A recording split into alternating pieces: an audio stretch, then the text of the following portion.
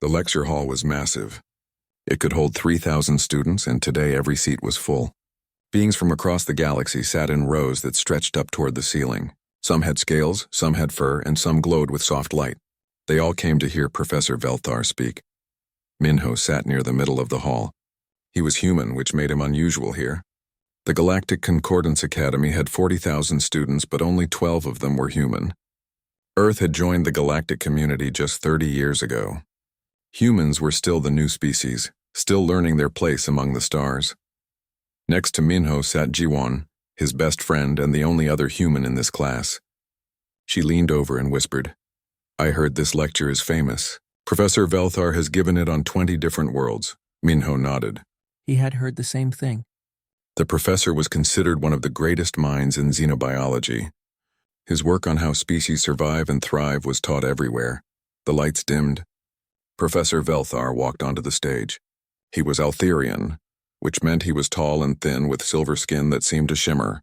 His 4 eyes blinked in sequence as he looked out at the audience. When he spoke, his voice was deep and confident. "Students of the Concordance," he began, "today we discuss one of the most important questions in all of biology.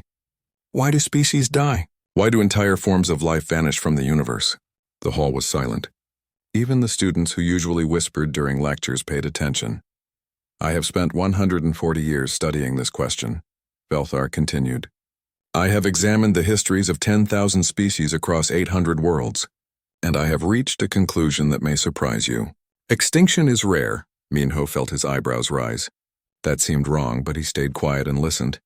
"Yes, rare," the professor repeated. He waved his hand and a hologram appeared above the stage. It showed a spinning galaxy filled with dots of light. In all the spacefaring civilizations we know, only 23 have experienced true mass extinction events. 23 out of 847. That is less than 3%. The hologram changed. Now it showed graphs and numbers.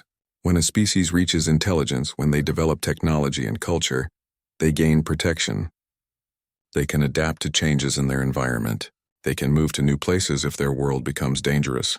They can store knowledge and pass it on. Intelligence is armor against extinction. Velthar paced across the stage. His robes flowed behind him like water. Some of you come from worlds that experienced one extinction event in their history. Perhaps a volcano erupted or an asteroid struck.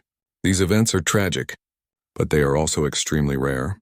Most worlds, most species never face such catastrophes. Minho glanced at Jiwon. She looked back at him with wide eyes. He could tell she was thinking the same thing he was. "The species that do go extinct share common traits," the professor said. "They are inflexible. They cannot adapt when conditions change. Or they are victims of extraordinary bad luck, hit by a cosmic event so rare that we might see it only once in a billion years. But for most species, for most worlds, extinction is something that happens to other, less fortunate beings." The professor continued for another 20 minutes. He showed examples of species that had survived for millions of years without major losses. He explained how stable most planetary environments were. He talked about how the universe was actually quite safe for intelligent life once you reached a certain level of development. Finally, he opened the floor to questions. Dozens of hands shot up. The professor called on a student from the Calthene species who asked about genetic diversity. Then he called on a Vrin who wanted to know about ice ages. Minho raised his hand. He wasn't sure if he should speak. Humans were still new here, and sometimes the other species didn't take them seriously. But the question was burning in his mind. Professor Velthar's 4 eyes focused on him. "Yes, the human in the middle section. You have a question?" Minho stood up. His voice felt small in the huge hall. "With respect, Professor, I'm not sure your data includes all possibilities." The professor tilted his head. "Explain." "On my homeworld," Minho said carefully, 99% of all species that have ever existed are gone. Extinction isn't rare where I come from. It's the default." The hall erupted. Students gasped. Some laughed, thinking it was a joke. Others whispered to their neighbors in dozens of languages. Professor Velthar held up a hand for silence. "Young human, I think you misunderstand how to calculate extinction rates.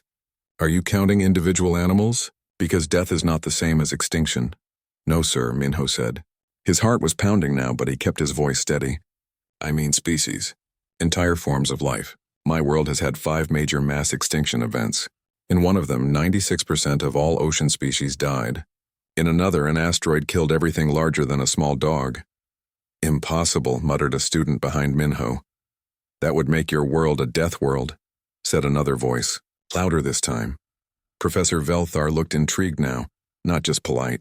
These are extraordinary claims. If they are true, humanity should not exist. You could not have evolved intelligence on a world that hostile to life. But we did, Jiwon said, standing up next to Minho. And we're here. The professor was quiet for a moment. He studied the two humans with all four eyes. I see, he said slowly. This is either a fascinating anomaly or a misunderstanding of your own planet's history. It's not a misunderstanding, Minho said. We have fossils, evidence, records going back hundreds of millions of years. Then you will prove it, Professor Velthar said. His voice was still calm, but there was an edge to it now. I am assigning you a task, Cadet Minho. You will prepare a formal paper for the Academy's Xenobiology Council. You will present your evidence that Earth, your homeworld, has experienced this unprecedented level of extinction. If your claims are accurate, they will revolutionize our understanding of planetary evolution. If they are not, you will retract them publicly. The hall was completely silent now. Everyone was staring at Minho. You have 3 weeks, the professor added.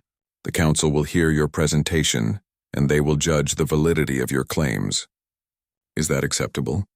Minho swallowed hard. He had just challenged one of the most respected scientists in the galaxy, in front of 3,000 witnesses.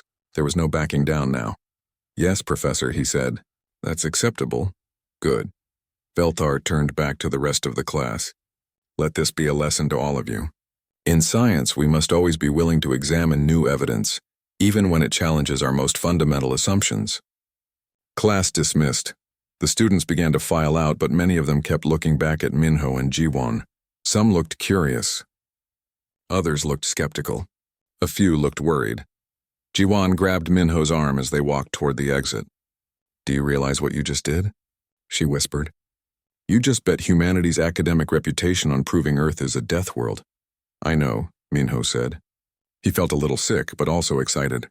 So we'd better get to work. They had 3 weeks to prove that extinction was not rare. 3 weeks to show the galaxy what humanity had survived. 3 weeks to explain why Earth was different from every other world in the concordance. Minho just hoped 3 weeks would be enough. The library was quiet at night. Most students were in their dormitories or at social gatherings. But Minho and Jiwon had been here for 6 hours straight, and they weren't planning to leave anytime soon. Look at this, Jiwon said, pushing her data pad across the table.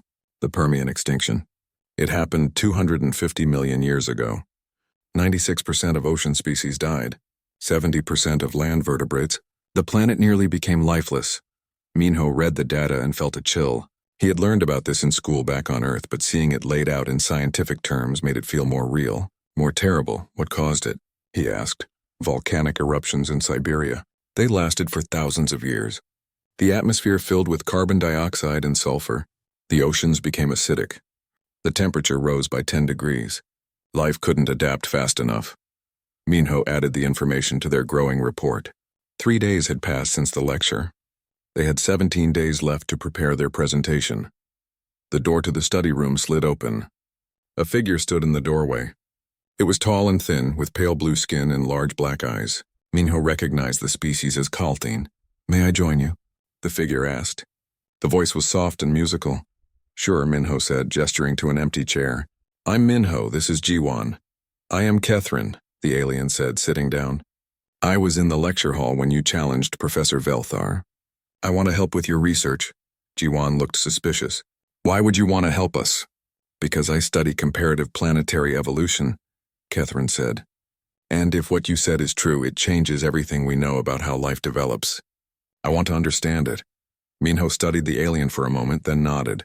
Okay, we can use the help. For the next hour, Minho and Jiwon explained what they had found. They showed Catherine the data on Earth's 5 major mass extinctions. The Ordovician extinction, when ice covered the planet and killed most marine life. The Devonian extinction, when ocean oxygen levels collapsed. The Permian extinction, the worst of all. The Triassic extinction, caused by more volcanic eruptions. And the Cretaceous extinction, when an asteroid hit Earth and killed the dinosaurs. Catherine's eyes grew wider with each explanation. This is impossible, the alien whispered. No planet should survive this much death. But Earth did, Jawan said. And life came back each time. Different life, but it came back. What about other worlds? Minho asked. What do they experience? Catherine pulled out a personal datapad and began showing them information. My homeworld, Kalti, has had one minor extinction event in 4 billion years. A small asteroid hit the southern continent 300 million years ago. 15% of species died. We consider that our greatest tragedy. 15%, Jiwan said. That's nothing compared to Earth. Show me more data, Catherine said. I need to see how Earth compares to other worlds. They worked together through the night. Catherine accessed databases from 200 different planets. The pattern was clear and shocking. Most alien homeworlds had 0 mass extinction events. Some had one. A few had 2. But Earth had 5 major events plus dozens of smaller extinction pulses. The background extinction rate is also different, Minho discovered as he compared numbers. On Earth, species naturally go extinct at a rate of about 1 to 5 species per year. What's it like on other worlds? Catherine checked the data. On Kalthi, background extinction is about 1 species per century. On Vrin Prime, it's 1 per 50 years. Earth's rate is 100 times faster than most worlds. Why? Jiwan asked. What makes Earth so deadly? I don't know, Minho admitted. But we need to find out. The next morning, Minho sent a message to Earth. He needed to talk to someone who really understood their planet's history. The response came 2 hours later. Dr. Yunji Lee, a human xenobiologist teaching at the academy, wanted to meet them. Dr. Lee's office was filled with artifacts from Earth. Fossils, rocks, preserved plants. She was in her 50s with gray streaks in her black hair and kind eyes behind thin glasses. I heard about your challenge, she said, as Minho, Jiwon, and Catherine entered. The whole human faculty is talking about it. Is it true? Minho asked. Everything we're finding about Earth? Dr. Lee nodded slowly. It's all true. Earth is violent compared to other worlds. Our planet has strong plate tectonics, which causes earthquakes and volcanic eruptions. We have a large moon which creates powerful tides. Our orbit isn't perfectly stable, so we go through ice ages. And we're in a part of the galaxy where asteroids are more common. But why did life survive? Jiwan asked. Life on Earth learned to be flexible, Dr. Lee explained. After each extinction, the species that survived were the ones that could adapt quickly. They could eat different foods, live in different places, survive in different temperatures. Over time, Earth's life became incredibly resilient, including humans, Catherine said quietly. Dr. Lee smiled, but it was a sad smile, especially humans. Do you know that our species nearly went extinct? Minho felt his stomach drop. What? About 70,000 years ago, a supervolcano erupted in Indonesia. It caused a volcanic winter that lasted years. Human population dropped to maybe 10,000 individuals. We were almost wiped out before we even had a chance. The room was silent for a long moment. That's what you need to understand, Dr. Lee continued. Humans aren't just observers of extinction. We're survivors of it. It's in our bones, in our culture, in our psychology. We know deep down that everything can end in an instant. Is that why humans are so focused on backup plans? Catherine asked. I've noticed that human facilities always have redundant systems. Human colonies always have emergency protocols. Even human students carry extra supplies. Yes, Dr. Lee said. We're paranoid because our history taught us to be paranoid. The species that weren't careful didn't survive.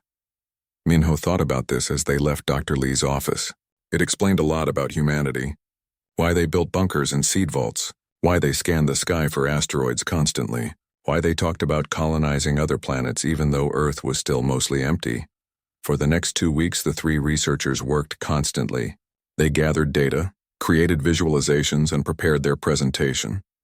They contacted scientists on Earth who sent them detailed information about fossils and geological records. Minho also received help from an unexpected source. Hyun, an archivist at Earth's Global Museum of Natural History, sent them high-resolution scans of fossil beds showing the clear boundaries between extinction events. You could see it in the rock layers, Hyun explained in a message. Below the line, thousands of species. Above the line, only a handful of survivors. 1 week before the presentation, something troubling happened. Dr. Lee called Minho to her office alone. I need to warn you about something, she said. Her expression was serious.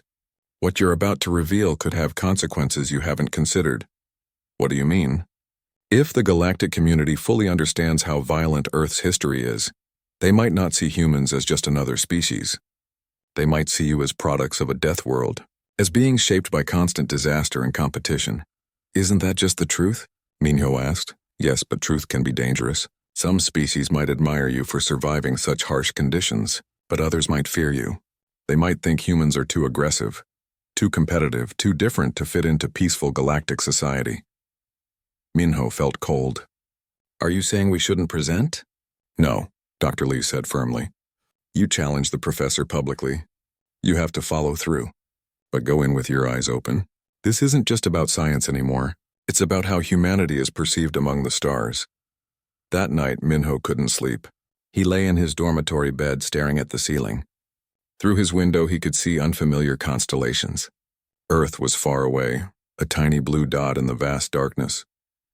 He thought about his homeworld, about the dinosaurs that had ruled it for millions of years before an asteroid wiped them out, about the trilobites that filled the ancient oceans before 96% of them died, about his own ancestors, huddling in caves while volcanoes darkened the sky. Ji-won's voice came through the darkness. She slept in the bunk above him. You awake? Yeah. Are you worried? Terrified. Me too. She was quiet for a moment. But we're going to do this anyway, right? We have to, Minho said. It's the truth. And humans don't run from the truth, even when it's scary, especially when it's scary. In 6 days, they would stand before the Xenobiology Council and tell them that extinction was not rare, that Earth had died over and over, and life had clawed its way back each time, that humans were the descendants of survivors shaped by catastrophe. Minho just hoped the galaxy was ready to hear it. The grand auditorium was even larger than the lecture hall where this had all begun. It could hold 5,000 beings, and today it was completely full. Students lined the walls. Faculty members filled the balconies. News drones from a dozen different networks floated near the ceiling, recording everything. Minho stood backstage with Ji-won and Catherine. His hands were shaking. He had practiced this presentation 100 times, but now that the moment was here, fear threatened to overwhelm him. You can do this, Ji-won said, squeezing his shoulder. We have the data. We have the truth. What if they don't believe us? Minho asked. Then we show them more evidence, Catherine said calmly. Science is about evidence, not belief. A tall figure in formal robes approached. It was Ambassador Do-hyun, the human representative to the Galactic Concordance. He looked worried. I came as soon as I heard about this presentation, Do-hyun said. Do you three understand what's at stake here? This isn't just academic anymore. There are political implications. We know, Minho said. Dr. Lee warned us. Then be careful with your words, Do-hyun said. Present the facts, but don't make humanity seem dangerous. We're still new to the galactic community. We need allies, not enemies. Before Minho could respond, a voice announced over the auditorium speakers. The Xenobiology Council is ready. Will the presenters please take the stage? This was it. No turning back now. The three of them walked onto the stage. The lights were bright and hot. Minho could see the 12 council members sitting at a long table in the front row. Professor Velthar was among them, his silver skin gleaming. The professor's expression was unreadable. Thousands of eyes from dozens of species watched them. The room was completely silent. Minho stepped up to the podium. He took a deep breath and began. Members of the council, students, and faculty of the academy, thank you for being here. 3 weeks ago, I made a claim that surprised many of you. I said that on my homeworld, 99% of all species that ever existed are now extinct. Today I'm going to prove it. He gestured, and a hologram appeared above the stage. It showed Earth as it looked 400 million years ago. The continents were in different positions. The oceans were full of strange creatures. This is Earth during the Devonian period, Minho explained. The oceans were full of fish, trilobites, and coral reefs. The land was just beginning to see plants and insects. Life was thriving. The hologram changed. The oceans turned dark. The coral reefs vanished. Most of the fish disappeared. Then came the late Devonian extinction, Minho continued. Over several million years, 75% of all species died. We're not completely sure why. Maybe ocean oxygen levels dropped. Maybe volcanic activity increased. But the result was clear. Most life on Earth vanished. A murmur went through the crowd. Several council members leaned forward. Jiwan took over the presentation. Earth recovered, but then it happened again. This is the Permian period, 250 million years ago. The hologram showed a new Earth, full of different creatures. Strange reptiles walked on land. The oceans teemed with new forms of life. And this is the Permian extinction, Jiwan said. The hologram changed dramatically. 90% of the life vanished. This is the worst extinction event in Earth's history. 96% of ocean species died. 70% of land vertebrates died. Scientists call it the Great Dying. Impossible, someone in the audience said loudly.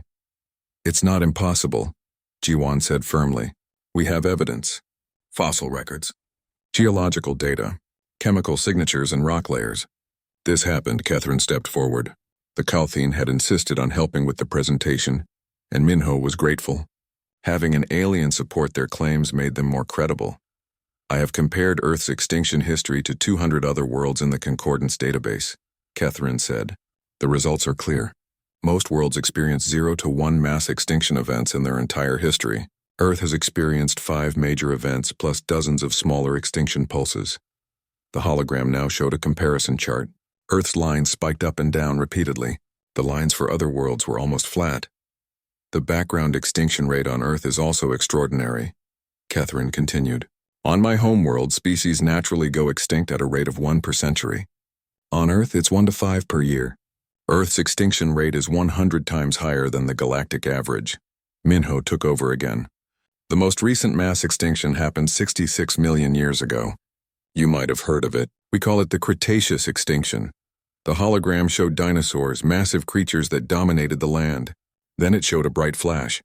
An asteroid 6 miles wide slamming into the planet. The impact released more energy than 1 billion nuclear bombs. Everything larger than a small dog died, Minho said. The dinosaurs that had ruled Earth for 160 million years were gone in an instant. The sky filled with dust.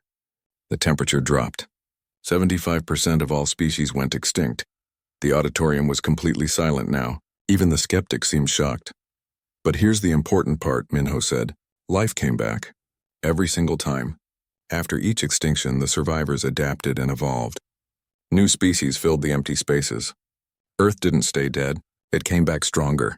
A council member raised her hand.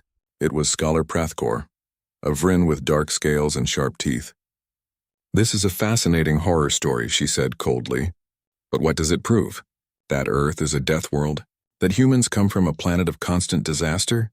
It proves that extinction is not rare, Minho said.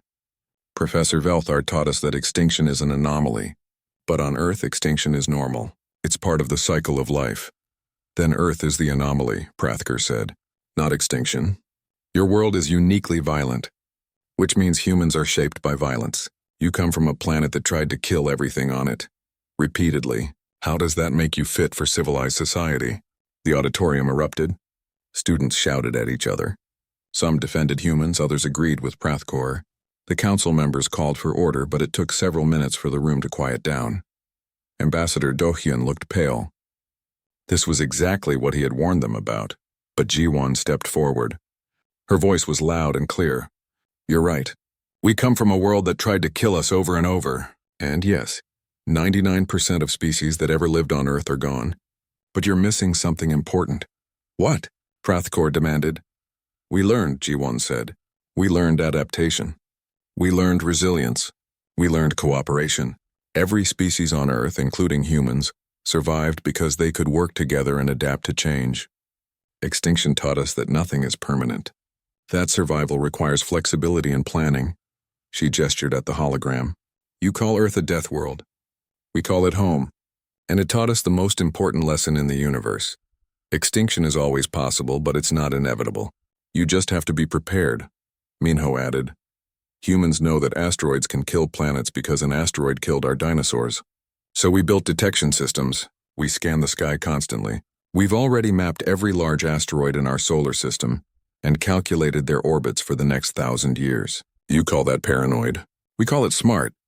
Humans know that volcanic eruptions can change the climate, Jiwan continued. We know that ice ages can happen. We know that a species can be thriving one day and extinct the next. So we prepare, we plan, we make backups of everything important. Is that so wrong? Professor Velthar stood up. All four of his eyes were focused on the humans. You have presented compelling evidence, he said, and you have given me much to think about. The council will need time to discuss these findings. With respect, Professor, Minho said, I'm not finished.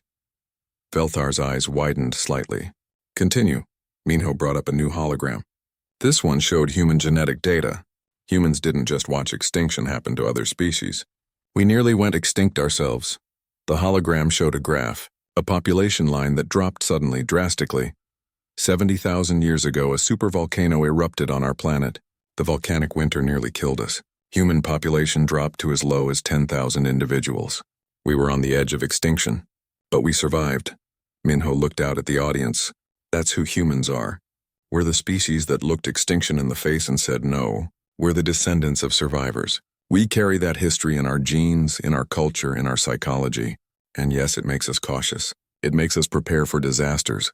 But it also makes us appreciate life. We know how precious it is because we know how easily it can end. The auditorium was silent. Even Prathkor had nothing to say. The council will deliberate, Velthar said finally. You three will wait for our decision. As they walked off the stage, Minho felt exhausted. They had presented their evidence. They had told the truth about Earth and humanity. Now they had to wait and see if the galaxy would accept them or fear them. Ambassador Do-hyun met them backstage. He didn't look angry, just tired. That was either the bravest or most foolish thing I've ever seen, he said. Now we wait and hope. Through the walls they could hear voices raised in debate. The council was arguing. Some supported the humans. Others wanted them monitored or restricted. Catherine placed a gentle hand on Minho's shoulder. Professor Velthar sat alone in his office long after the presentation ended. The lights were dim, and the city outside glowed with the soft colors of evening. He had dismissed his assistants hours ago. He needed time to think. For 140 years, he had believed that extinction was rare. His entire career was built on that idea. He had written books, given lectures, taught thousands of students, and now 2 young humans had challenged everything. The worst part was that they were right. He pulled up the data they had presented and studied it again. The fossil records were clear. The geological evidence was undeniable. Earth had experienced 5 major mass extinctions and dozens of smaller events. Life on that world had been wiped out and reborn over and over. And somehow, despite all that death, humans had emerged. They had evolved intelligence on a planet that killed 99% of everything that lived there. Velthar realized something disturbing. He didn't understand humans at all. None of them did. He sent a message to 2 human scholars he knew, Dr. Soman, an evolutionary biologist, and Dr. Tay, a psychologist. He asked them to meet him the next morning. He needed answers. When they arrived at his office, Velthar got straight to the point. I need to understand what Earth's history did to humanity. How are you different because of it? Dr. Soman pulled up a hologram showing human evolution. We adapt faster than most species, she said. Humans can live in almost any environment. Desert, Arctic, jungle, mountains. We can eat almost anything. We can learn new skills quickly. That flexibility is what saved us during extinction events. But it's more than just physical adaptation. Dr. Tay added, Earth's history shaped human psychology. We have something other species don't have as strongly. Anxiety about the future. Anxiety? Velthar asked. Fear of what might go wrong, Dr. Tay explained. Humans constantly think about disasters that haven't happened yet. We plan for the worst-case scenario. We build shelters, store food, create backup systems. Other species think we're paranoid. But we're just realistic. Our ancestors who didn't prepare for disaster died. The ones who survived were the worriers. Velthar thought about this. So human culture is shaped by trauma? In a way, yes, Dr. Salman said. Look at human mythology. Almost every culture has flood stories. Stories about the end of the world, stories about humanity nearly dying. We carry the memory of extinction in our stories. Dr. Tay brought up more data. Humans also cooperate under threat better than most species. When we face a common danger, we put aside our differences and work together. That's another survival trait. The tribes that cooperated survived. The ones that fought among themselves died. And your technology, Velthar said. Humans have developed faster than any species in the Concordance's records.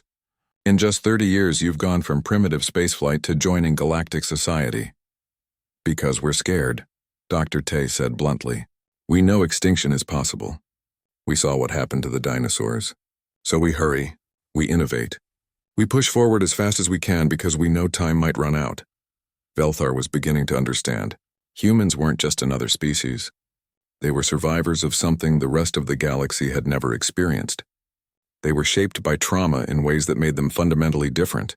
The question was, did that make them dangerous? He spent the next week researching human colonies and Earth itself. What he found was both impressive and disturbing. Humans had backup plans for everything. Earth had seed vaults storing genetic material from millions of species, buried deep underground.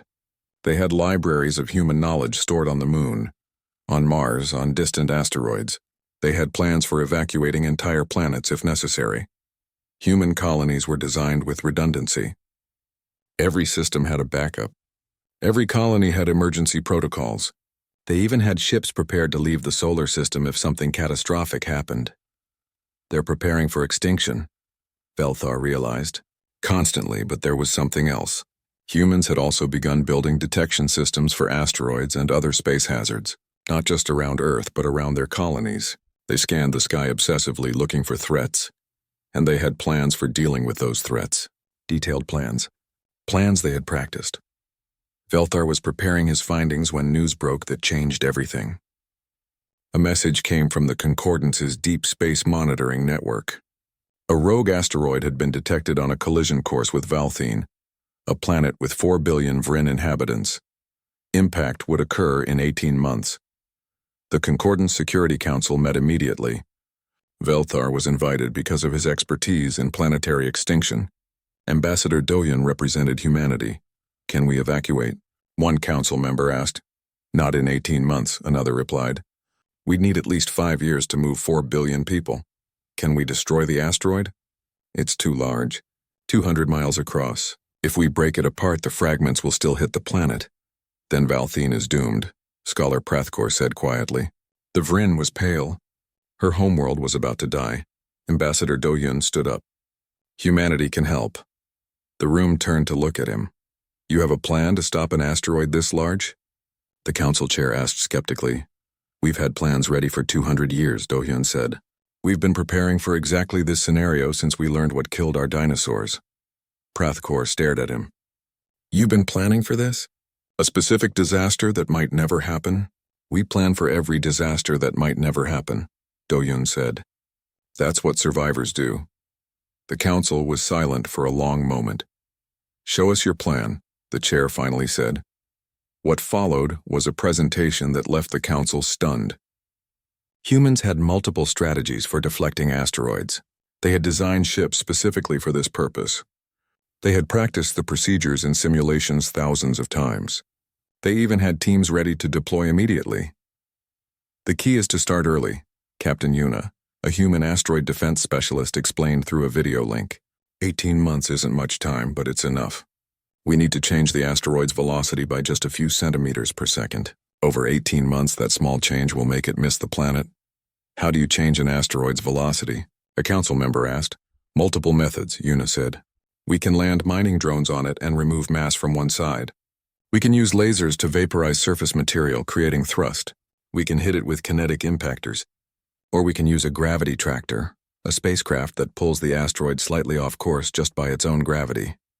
This is madness, someone muttered. You're talking about moving a mountain in space.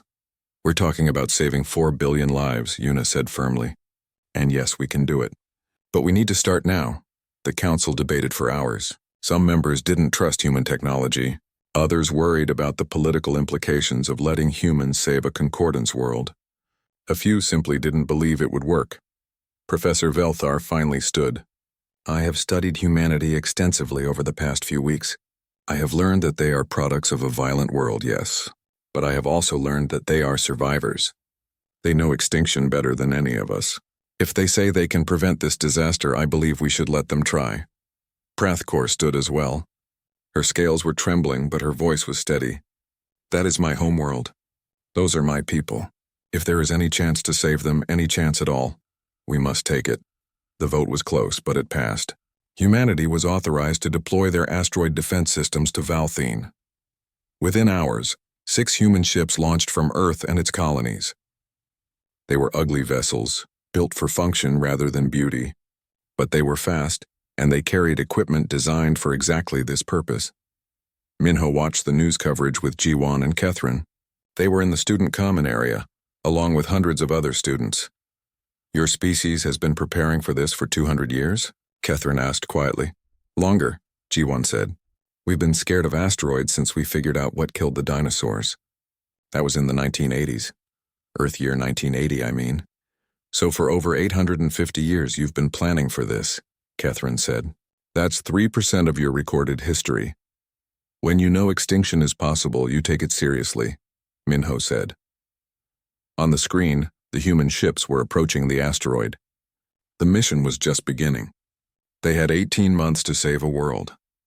Velthar watched the same broadcast from his office. He was beginning to understand something profound. Humans weren't dangerous because they came from a death world. They were valuable because of it. They knew how to prevent extinction because they had survived it over and over. They had turned their trauma into purpose. The galaxy was about to learn what that meant, and Velthar was beginning to realize that his life's work wasn't wrong. Extinction was rare in the galaxy, but only because humanity was now here to keep it that way.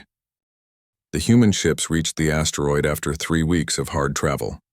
Captain Yuna stood on the bridge of the lead vessel, studying the massive rock through the view screen. It was dark and irregular, tumbling slowly through space. It looked harmless, but she knew better. This is the target, she said to her crew. In 18 months, this rock will hit Valthene. Our job is to make sure that doesn't happen. The crew got to work immediately. First, they sent out scout drones to map the asteroid's exact size, shape, and composition. They needed to know what they were dealing with. Dr. Jinwoo, the team's chief engineer, analyzed the data as it came in. It's mostly iron and rock, he reported. Dense mass is approximately 5 trillion tons. Rotation period is 43 hours. Can we move it? Yuna asked. Yes, but we need to be careful. If we push too hard, we might break it apart. Then we'd have multiple asteroids heading for Valthene instead of one. Then we do this gently, Yuna said, just like we practiced. Back at the academy, Minho and the other students watched the mission progress through daily broadcasts. The entire galaxy was watching. News networks from every concordance world covered the story. Some were hopeful. Others were skeptical. Many were simply fascinated. Professor Velthar gave a special lecture on the mission. The lecture hall was packed. What humanity is attempting, he explained, is unprecedented in concordance history. We have never faced a mass extinction threat in real time. We have never needed to, but humans have prepared for this scenario for centuries, even though they never knew if it would happen. A student raised their hand. Why did they prepare if they weren't sure it would happen? Because they know it's possible, Velthar said. Earth's history taught them that disaster can strike at any moment. So they prepare for everything. They call it being cautious. I'm beginning to think they're simply realistic. On the screen behind him, footage showed human mining drones landing on the asteroid. They began drilling into the surface, extracting material from one side. Each ton of rock removed changed the asteroid's mass distribution slightly. This is the first phase, Velthar explained. They're removing mass asymmetrically, which creates a small thrust. It's subtle, but over months it will change the asteroid's trajectory. The second phase began 3 months into the mission.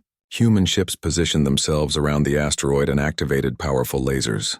The beams focused on specific spots on the asteroid's surface, vaporizing the rock. The vapor acted like tiny rocket engines, pushing the asteroid in the opposite direction. Specialist Hana coordinated the laser teams. Keep the beams steady, she said. We need continuous pressure. If we stop and start, we won't get the precision we need. For weeks, the lasers fired constantly. The crew worked in shifts, never stopping. They were racing against time. Back on Valthene, the Vryn people watched the sky with growing hope. At first, many had refused to believe the humans could save them. But as the months passed and the calculations showed the asteroid's trajectory changing, hope began to spread. Prathkor, the council member who had questioned humans so harshly, gave a public statement. I was wrong about humanity, she said. Her voice was thick with emotion. I called them dangerous. I said they were shaped by violence. But they are shaped by something more important, survival. And they are using that knowledge to save my people. 9 months into the mission, the team deployed the kinetic impactors.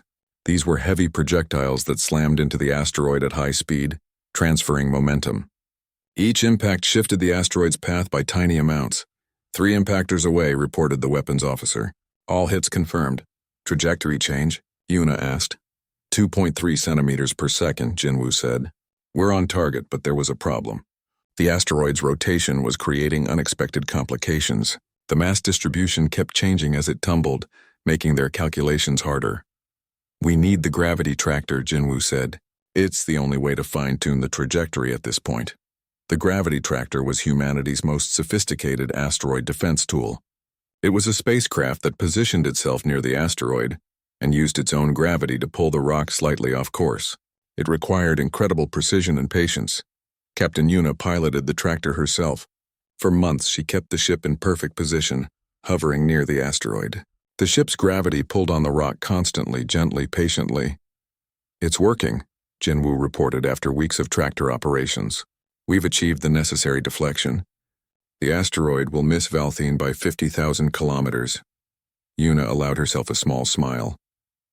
Confirm the calculations. Triple-check everything. They checked. Then they checked again.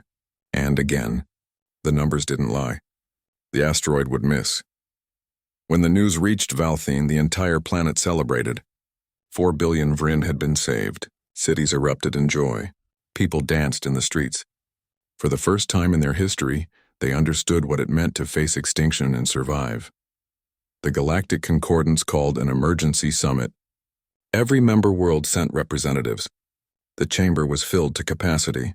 Professor Velthar was invited to speak. He stood at the podium looking out at the assembled aliens. Then he spoke words that would change galactic history. 3 months ago, a young human cadet told me that extinction was not rare on his world. I dismissed his claim. I was wrong. Today I stand before you to admit something even more difficult. I have been wrong about extinction for my entire career. The chamber was silent. Extinction is not rare in the universe, Velthar continued. Earth is not an anomaly. It is a warning. Most of us have been incredibly, cosmically lucky. We live on stable worlds where disasters rarely happen, but luck runs out. The asteroid heading for Valthene proved that. He gestured to the humans in the audience. Humanity comes from a world where luck ran out over and over. They learned not to trust luck. They learned to prepare. They became the species that prevents extinction instead of just surviving it. What are you proposing? The council chair asked. I propose that humanity be given a special role in the Concordance, Velthar said. They should be our extinction prevention specialists. Every world should have human advisors helping develop disaster response plans. Human engineers should build early warning systems throughout Concordance space. Human psychologists should teach us how to think long-term about existential risks. Scholar Prathkor stood. I support this proposal. Humanity saved my world. They did it using technology and knowledge they developed before they even knew my species existed. They were ready because they are always ready. We should learn from them. The debate lasted for hours, but the conclusion was inevitable. The motion passed with overwhelming support. Within weeks, human experts spread throughout the Concordance. They helped design asteroid detection systems. They shared their disaster planning expertise. They taught other species how to prepare for events that might never happen. Minho graduated from the academy with honors. He was immediately offered a position as a professor, teaching a new course, Extinction Prevention and Survival Strategy. On the first day of class, he stood at the same podium where Professor Velthar had once stood. The lecture hall was full. Students from dozens of species waited to hear what he would say. My mentor once taught me that extinction was rare, Minho began. I disagreed with him publicly. It was terrifying. But it was necessary. Because the truth is more important than being polite. He brought up a hologram of Earth. It showed the planet's long history, with markers for each mass extinction event. 99% of species that ever lived on my world are gone, Minho said. But that remaining 1%? That's us. We're the survivors. The descendants of creatures that refused to give up when the world ended around them. He looked out at his students. You're here to learn how humanity survived, but you're also here to learn something more important. How to make sure your species, your worlds, never have to experience what Earth went through. A young Colthine in the front row raised their hand. Minho recognized them as Catherine's younger sibling. Professor, is it true that humans still worry about extinction even though you're now spacefaring? Yes, Minho said honestly. We'll probably always worry. That fear is part of us now. But we've learned to turn that fear into action. We don't just worry. We prepare, we plan, we work to prevent disasters before they happen. Isn't that exhausting? Another student asked. Minho smiled. Sometimes. But you know what's more exhausting? Going extinct, the class laughed. It was a dark joke, but they understood. That was human humor, shaped by human history. After class, Minho walked through the academy campus. He passed students of dozens of species, all studying together. The humans were no longer viewed with suspicion. They were respected, even admired. He found Professor Velthar in his office. The old Altherian was reviewing data, as always. Professor, Minho said, I wanted to thank you. For what? Velthar asked. For challenging me. For making me prove my claims. For changing your mind when the evidence demanded it. Velthar's 4 eyes blinked in sequence. I should thank you. You showed me that I had been studying extinction while standing inside a bubble of safety. Earth showed me reality. Extinction is always possible. The question is whether we're prepared for it. And now we are, Minho said. Together. Together, Velthar agreed.